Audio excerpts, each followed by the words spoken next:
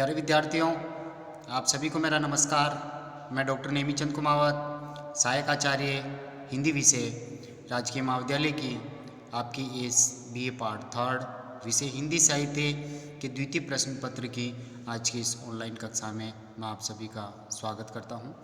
प्यारे विद्यार्थियों, महर्षि दयानंद सरस्वती विश्वविद्यालय अजमेर के द्वारा जो आपकी इस द्वितीय प्रश्न पत्र का जो पाठ्यक्रम निर्धारित किया गया है, उसमें 2 पाठ्य पुस्तकें लागू की हुई है। एक उपन्यास है ज्यों मेहंदी को रंग, मृदुला सिन्हा जी के द्वारा लिखा हुआ, और दूसरी जो पुस्तक है वो कहानी संग्रह है, कहानी संचयन के नाम से, जिसमें 9 कहानियाँ संकलित हैं।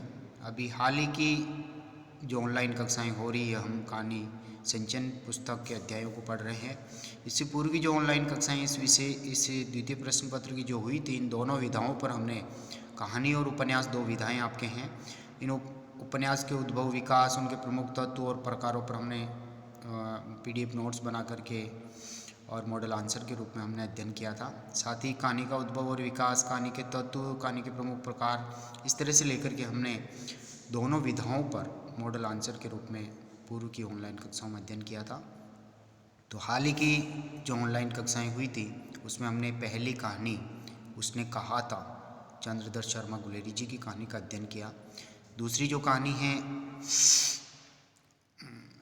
गुलेरी जी के बाद जो आपकी इस पाठ्य पुस्तक में दूसरी कहानी के रूप में है, जयशंकर प्रसाद जी के द्वारा रचित पुरस्कार कहानी, जिस पर हमने विस्तार से बात की थी। और तीसरी जो कहानी है प्रेमचंद जी के द्वारा रचित पूस की रात, यानी पौष, सर्दी के महीना पौष के महीने की रात में एक कृषक की दयनीय दशा का चित्रण उसमें हुआ है। और आज चौथी कहानी को हम पढ़ने जा रहे हैं, विश्वम्भरनाथ शर्मा कौशिक जी के द्वारा रचित ताई कहानी को। तो सबसे पहले हम कौशिक जी के कर्तृत्व व्यक्तित्व पर हम थोड़ा चर्चा कर लेते हैं, थोड़ी सी बात कर लेते हैं। इनका जन्म 1891 ईस्वी में और इनका देहावसान 1945 ईस्वी में हुआ। उर्दू से हिंदी में आने वाले लेखकों में विश्वम्भरनाथ शर्मा कौशिक अपने समय के उल्लेखनीय कहानीकार हैं। उनकी प्रथम कहानी रक्षाबंधन सन 1913 ईस्वी में प्रकाशित हुई थी। वे प्रेमचंद जी की परंपरा के कहानीकार हैं तथा समाज सुधार को उन्होंने अपनी कहानियों का कथ्य बनाया, यानी माध्यम बनाया। मुख्य विषय वस्तु समाज सुधार को चुना। उनकी कहानियों की शैली अत्यंत सरल, सरस और रोचक है। उनकी हास्य व्यंग्यपूर्ण कहानियाँ चांद में दुबे जी की चिट्ठी के रूप में प्रकाशित हुई है।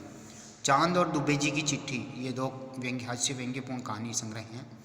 और उन्होंने लगभग प्रेमचंद जी की तरह ही 300 कहानियाँ लिखी। प्रेमचंद जी की जिस तरह से कहानियाँ मानसरोवर के 8 भाग खंडों में प्रकाशित हुई थी, उसी तरह इनकी कहानियाँ रक्षाबंधन, कल्प मंदिर, चित्रशाला, उनके आदि प्रमुख कहानी संग्रह हैं, इनमें इनकी कहानियाँ प्रकाशित हुई थी। कौशिक जी की कहानियों में घरेलू जीवन की समस्याओं और उनके समाधान का सफल प्रयास किया गया है। यानी घरेलू सामान्य समस्याओं को लेकर के, मनुष्य की समस्याओं को लेकर के इन्होंने सफल चित्रण किया। उनकी जो भाषा शैली है वो साफ सुथरी और ओजस्वी हैं। उनकी कहानियों के पात्र हमारे सामान्य जीवन के जीते जागते पात्र हैं, लोग हैं। वे स्थितियों का मार्मिक चित्रण करने में बहुत ही सफल सिद्ध हुए हैं। कौशिक जी के द्वारा रचित ये ताई कहानी आपकी पाठ्यपुस्तक में संकलित है, जिसका संक्षिप्त परिचय हम पढ़ने जा रहे हैं। ताई कौशिक जी की एक प्रसिद्ध कहानी है तथा इस कहानी की गिनती हिंदी की श्रेष्ठ कहानियों में होती है। यह कहानी पारिवारिक संबंधों की विसंगतियों को उजागर करती है। मानसिक संकीर्णता से उत्पन्न ईर्ष्या, द्वेष बच्चों के स्नेहमय सूत्रों से किस प्रकार दूर हो जाता है, इस तथ्य को बड़ी कुशलता से इस कहानी में चित्रित किया गया है।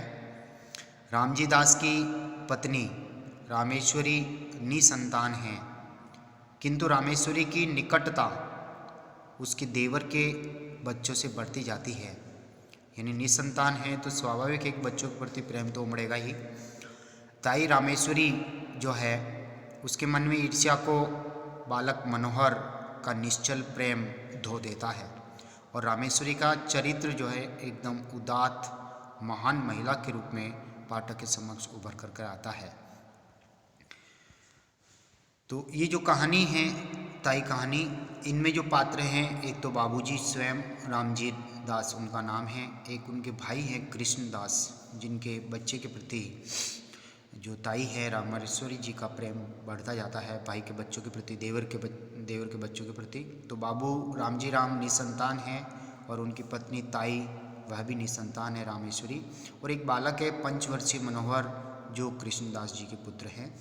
और रामेश्वरी का जो चरित्र इसमें उभर कर आता है वो ईर्ष्या द्वेष से ग्रस्त है, क्योंकि उनके पुत्र हैं अपने देवर के और खुद के नहीं होते हैं, अंधविश्वासी हैं, भाग्यवादी हैं, ममतामयी माँ भी हैं, ममतामयी नारी की तरह पे भी है, ये दुविधा से ग्रस्त है, आक्रांत है, सरल हृदय की नारी है और अत्यंत भावुक भी है।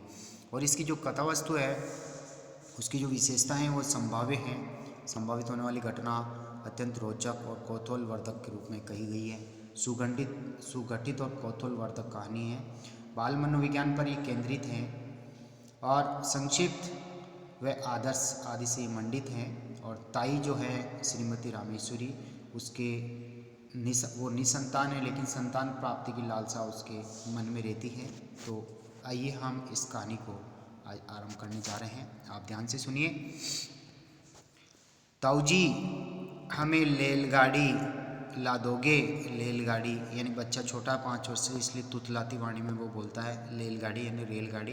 कहता हुआ एक 5 वर्षीय बालक बाबू रामजी दास की ओर दौड़ा। बाबू साहब ने दोनों बाहें फैलाकर कहा, हाँ बेटा ला देंगे। उनकी इतना कहते ही बालक उनके निकट आ गया। उन्होंने बालक को गोद में उठा लिया, उसका मुख चूमकर बोले, क्या करेगा रेलगाड़ी का? बालक बोला, उसमें बैठकर बड़ी दूर जाएंगे, यानी उसमें बैठ कर के बहुत दूर तक यात्रा करेंगे। हम भी जाएंगे, चुन्नी को भी ले जाएंगे, बाबूजी को नहीं ले जाएंगे, हमें रेलगाड़ी नहीं ला देते। यानी बालक बोला,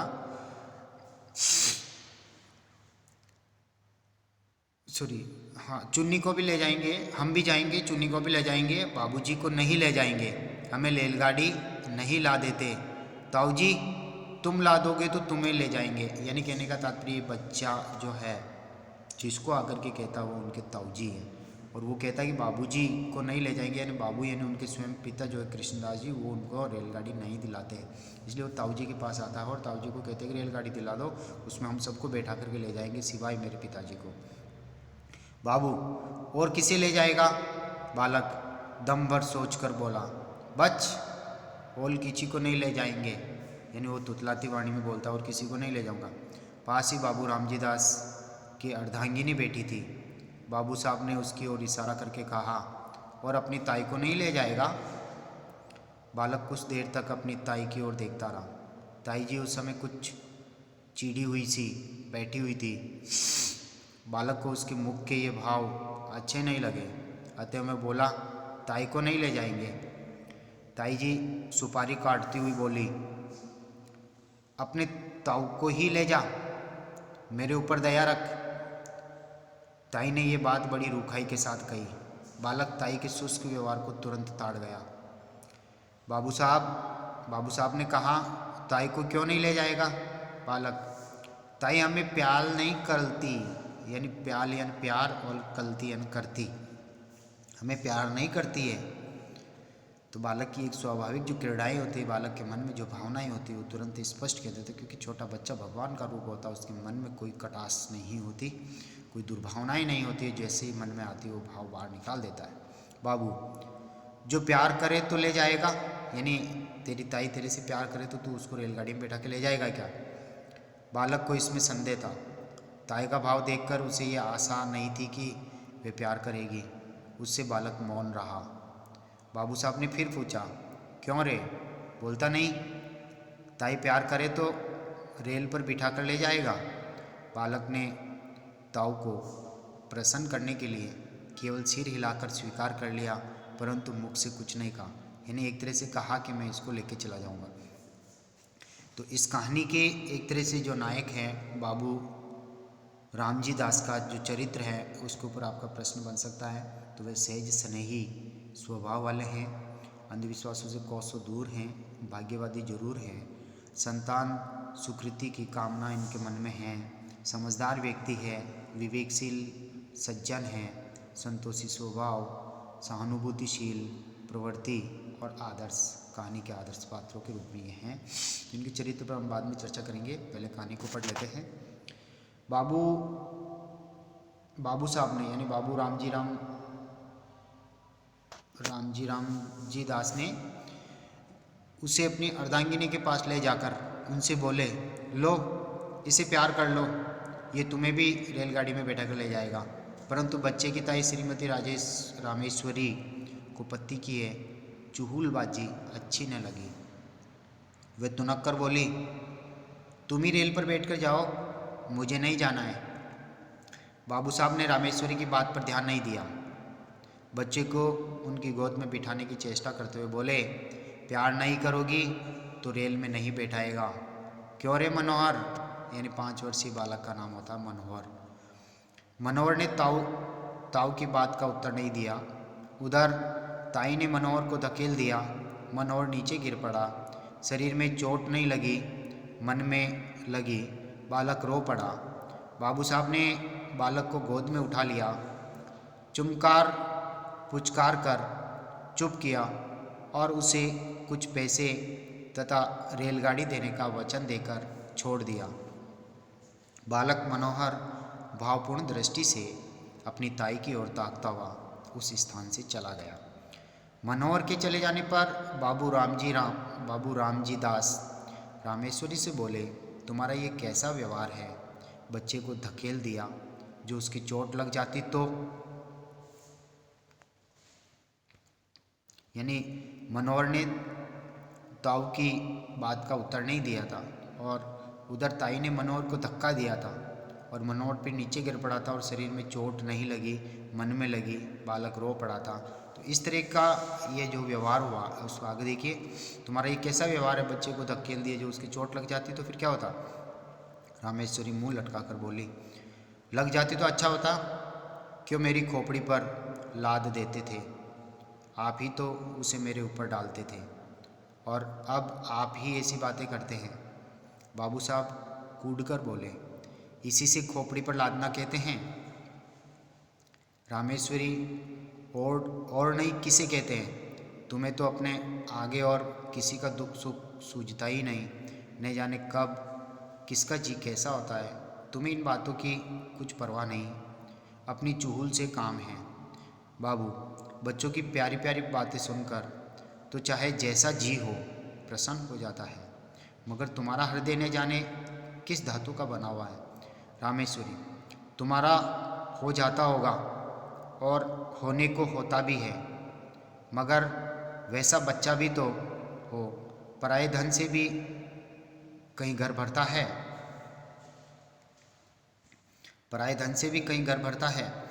बाबू साहब कुछ देर चुप रहकर बोले, यदि अपना सगा भतीजा भी पराया धन कहा जा सकता है तो फिर मैं नहीं समझता कि अपना धन किसे कहेंगे। यानी बाबू साहब कुछ देर चुप रहकर बोले, यदि अपना सगा भतीजा भी पराया धन कहा जा सकता है तो फिर मैं नहीं समझता कि अपना धन किसे कहेंगे, क्योंकि वो भी मेरे भाई का ही बच्चा है और वो अपना ही धन है, वो पराया नहीं है। भले ही अपने संतान नहीं हो, लेकिन वो संतान अपनी ही है। वो छोटे भाई की है, वो तुम्हारे देवर की संतान है, तो वो अपनी ही संतान है। रामेश्वरी कुछ उत्तेजित होकर बोली, बातें बनाना बहुत आता है, तुम्हारा भतीजा है, तुम चाहे जो समझो, पर मुझे ये बातें अच्छी नहीं लगती। हमारे भाग फूटे हैं, नहीं तो ये दिन काहे को देखने पड़ते। तुम्हारा चलन तो दुनिया से निराला है। आदमी संतान के लिए जाने क्या क्या करते हैं, पूजा पाठ कराते हैं, व्रत रखते हैं, पर तुम्हें इन बातों से क्या काम? रात दिन भाई भतीजों में मग्न रहते हो। यानी ये आध्यात्मिक आस्था वाली है और भाग्यवादी है, पूजा पाठ में विश्वास करती है और संतान के लिए कुछ न कुछ तो करती ही रहती है। बाबू साहब के मुख पर घृणा का भाव झलक आया। उन्होंने कहा, पूजा पाठ सब ढकोसला है, यानी अंधविश्वासी नहीं है। जो वस्तु भाग्य में नहीं है वे पूजा पाठ से कभी प्राप्त नहीं हो सकती, मेरा यह अटल विश्वास है। तो प्यारे विद्यार्थियों, आज की इस ऑनलाइन कक्षा को हम यहीं समाप्त करते हैं। अगली जो ऑनलाइन कक्षा होगी वो पृष्ठ संख्या हम 50 से आरंभ करेंगे। इसका आपकी जो पाठ्य पुस्तक है पृष्ठ संख्या 50 से हम इसको आरंभ करेंगे। तो ये 2-3 लाइनें हैं, इसका एक पार्ट पूर्ण हो जाएगा। श्रीमती जी कुछ रुहासे स्वर में बोली, इसी विश्वास ने तो सब चौपट कर रखा है। यानी आप अंधविश्वासी नहीं हैं बिल्कुल भी, और मैं भाग्यवादी हूँ। ऐसे ही विश्वास पर सब बैठ जाएं तो काम कैसे चले। सब विश्वास पर ही बैठे रहें तो आदमी कहाँ को किसी बात के लिए चेष्टा करे। बाबू साहब ने सोचा कि मूर्ख स्त्री के मुंह लगना ठीक नहीं है, अतः वह स्त्री की बात का कुछ उत्तर नहीं देकर वहाँ से चल गए।